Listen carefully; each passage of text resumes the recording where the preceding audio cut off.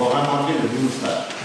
Bon, sans faire un historique, si on parle juste de ce qui se passe depuis 2 mois, on va parler de 2 mois dans le fond, c'est que il y a 2 mois, on a eu une demande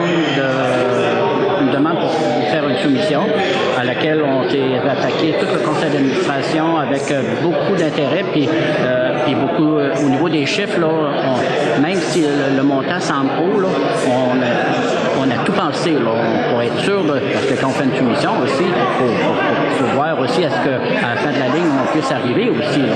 Fait que c'est important. Alors, on a tout épluché nos choses comme il faut, on a déposé notre soumission, puis là, notre directeur général il était voir les employés et disait hey, c'est bon, on l'a pour 5 ans, parce qu'on avait vu qu'on avait remporté la soumission lors de l'ouverture. Les soumissions, on était les seuls.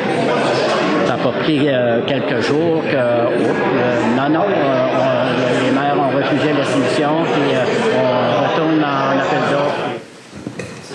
Bon, Serge Damour, Notre-Dame-des-Neiges. Je suis vice-président de récupération des basses. La question est, puis un commentaire aussi, nous, quand on a eu l'avis pour faire la soumission, là, on est allé avec une soumission qui correspondait à la qualité maximale qu'on faisait déjà, avec une récupération qui est au-dessus, généralement tout le temps, de 90%. C'est avec ça qu'on est allé. Il n'était pas question de devis de faire de la récupération comme les compétiteurs font, où il y a des fois jusqu'à 50% de la matière qui retourne carrément au site d'enfouissement. Fait que quand vous dites que vous avez tenu compte de l'environnement et de la qualité environnementale, c'est pas nécessairement vrai, c'est faux. Je regrette. Là, la soumission a été refusée, d'accord. Puis on a reçu le document uniquement cette semaine de la MRC, le document officiel. Pourquoi qu'on n'a pas eu la chance, nous, de négocier comme vous avez fait, aller voir nos compétiteurs qui, de un, connaissent maintenant nos prix pour la collecte, nos prix pour le tri, qui connaissent tous nos prix, puis qu'après ça, c'est facile de descendre en bas facilement. On sait qu'on n'est pas si compétitif que ça. Sauf qu'il n'était pas marqué dans le devis qu'on pourrait faire une récupération plus à plage, ordinaire, avec des rejets. On pourrait peut-être aller plus vite, coûter moins cher, tout ça. Ça, vous devez tous être conscients de ça. Si vous dites, là, c'est pas grave s'il y en a 50% qui vont au site d'enfouissement, on pourrait être meilleur marché. Mais moi, personnellement, là, on est un exemple au Québec. Puis pourquoi que la Chine, ils ne veulent plus rien savoir, puis l'Asie, de la cochonnerie qui est produite au Québec? C'est parce que c'est de la scrap, justement.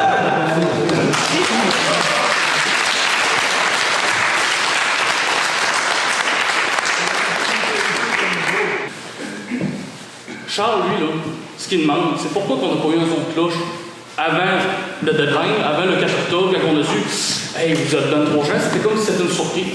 Alors que la MRC nous a garagé 100 000 de dépenses de plus pour un revenu de matière qui devrait être 40 000. Je ne vois pas pourquoi notre prix aurait été plus bas. Parce que ce 60 000 là de déficit, il faut le payer. Fait que moi aussi, je me demande pourquoi on ne l'a pas eu ce son de cloche-là d'avance. Ça, c'est la première question. Je suis à peu près certain que je ne répondrai pas. La deuxième, c'est Jocelyn, il a parlé des gros centres, des services qu'on allait perdre.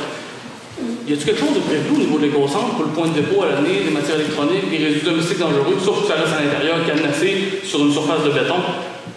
Admettant que la récupération des masses ferme, puis vous allez probablement louer la bâtisse à quelqu'un d'autre, faire quelque chose avec ça, parce que vous vérifiez qu'il faut que ça se paye. L'huile, les aérosols, les filtreurs, tous les bidons d'huile vide, tout ça, ça va aller sur l'autre dehors, l'environnement va coller ça tout de suite.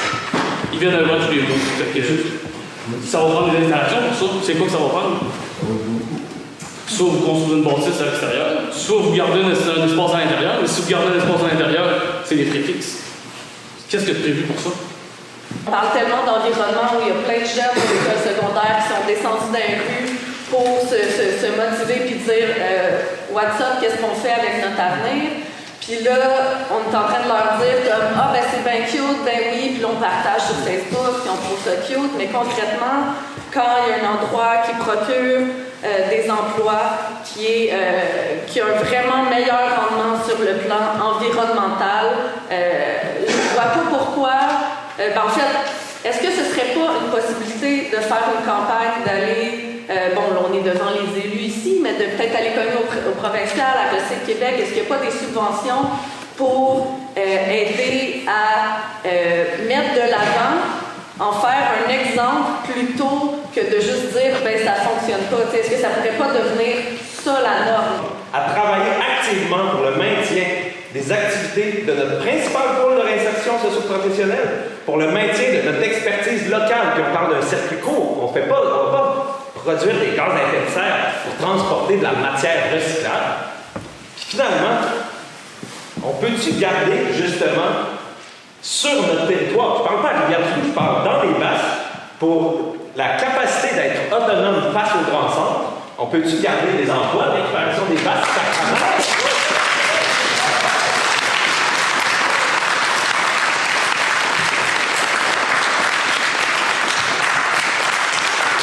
Bien, il y a une nouvelle alliance dans les Basques qui vise la lutte à la pauvreté et à l'exclusion sociale.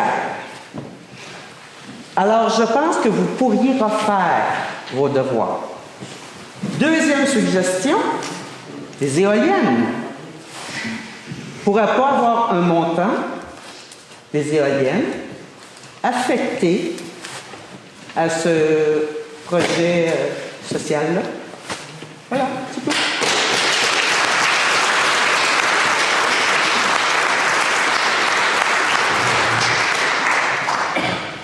Ma question est comment est-ce qu'on fait pour s'assurer que même si on offre le contrat à une compagnie pour des raisons financières, ces raisons financières-là vont se maintenir au-delà de la durée du premier contrat? Est-ce qu'on pourrait obtenir vos chiffriers? Parce que j'aimerais ça beaucoup dissiper le brouillard épais qui subsiste, parce qu'à chaque fois que j'entends l'écart entre le prix qu'on peut obtenir sur le marché et le prix que Récupération des Basques a soumissionné, c'est jamais le même chiffre. C'est possible de reporter d'une année la décision de demander des solutions, de confier ça à quelqu'un d'autre. Continuer encore cette année avec Récupération des Basques. La reporter d'une année, non, mais demander une extension d'une année, c'est pas possible. Alors pourquoi? Parce que ça vous permettrait, durant cette année-là, de discuter avec les responsables de la Récupération des Basques, leur donner la chance, au moins, de regarder le dossier en profondeur. Moi, j'aimerais ça prendre connaissance aussi des états financiers de cette entreprise-là, voir le déficit, de quelle façon ça pourrait être travaillé. Parce que je suis habitué de travailler là-dedans, j'ai déjà ça toute ma vie. On pense Mais le prendre en note, seriez-vous en mesure, M. Denis, de dire oui, on va le faire là, ce soir?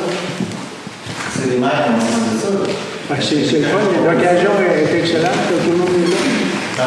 Monsieur Lavoie, moi, je dirais qu'à la lumière de tout ce qu'on a entendu, je pense que je vois différemment de la Récupération des Basques. Bien sûr que vous voyez le côté non pratique du bac qui n'est pas existant, le sac, la façon de fonctionner, tout ça, on comprend que c'est peut-être dépassé. Mais par contre, tout ce qui a été sorti ici ce soir, bien logique, il y a tous des gens qui avaient une bonne idée de ce que vous voulez. Moi, je pense que oui. Je pense qu'il y a manqué de communication. Parce que de toute façon, on va discuter, c'est pour établir final. Ça fait qu'on va en discuter, qu'on verra. Avec ce que les gens vont apporter. Je pense qu'on aurait besoin de se parler, de discuter. Est-ce que tout le monde est en accord avec ça? Moi, oui, ça va aller en janvier. Bon, février. On peut faire une réunion là-dessus. Écoutez, on déjà. Oui, ça. Sauf que vous devez être conscient, tout le monde, là, que le problème, c'est que notre contrat se termine le 31 décembre. Le 31 décembre, c'est terminé comme c'est là pour nous. Là. Fait que dépêchez-vous à nous l'envoyer, la proposition d'au moins faire au minimum une autre année, puis qu'on discute ensemble, qu'on essaye de trouver des solutions. Puis si à la fin de ça, on se rend compte que ça ne sera jamais possible d'atteindre des coûts qui sont raisonnables pour vous, ben non, on verra rendu là. Au niveau de la récupération, il n'y a pas d'autres questions. Ben, j'aimerais vraiment avoir une discussion avec vous autres dans les plus brefs délais. Puis je tiens à remercier tous les gens qui sont venus. Je ne savais pas qu'il allait y avoir des gens ici, sauf le CA, parce qu'on s'était mobilisés. Puis je remercie aussi tous les gens d'avoir gardé leur calme pour pouvoir poser des questions et informer un peu les maires qui sont autour de la table. Fait que je remercie toi, puis je remercie aussi tous les maires qui nous ont écoutés et qui nous ont laissé le temps de parler. Oui. Merci beaucoup. Moi, je trouve que c'est vraiment génial de voir. C'est une vraie expérience démocratique. Donc, des gens qui sont concernés, qui viennent poser des questions au conseil des maires, c'est vraiment, vraiment génial. De l'autre côté, du côté des maires, évidemment, il faut poser le pour et le contre pour chacune des décisions. Il faut penser aussi à ceux qui n'étaient pas ici. Donc, la majorité silencieuse, il faut prendre ça en compte aussi. Mais c'est des bons points qui ont été amenés ce soir. Ça concerne la récupération des vasques, une entreprise qu'on a ici, puis qui est très louable, qui fait bien son travail. Donc, c'est sûr que ça a touché beaucoup les maires, ça a touché beaucoup le préfet. Puis, il va y avoir des actions qui vont découler de ça. On va se rencontrer, on va peut-être remettre des questions en cause. On va se réunir, on va repeser encore le pour et le contre. C'est sûr qu'on a évidemment l'intérêt de tous les citoyens des Basques à cœur.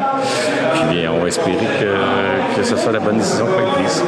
Fait que, moi, je suis sûr qu'on est capable d'arriver avec un consensus qui aurait de l'allure, qui serait la satisfaction d'abord des maires.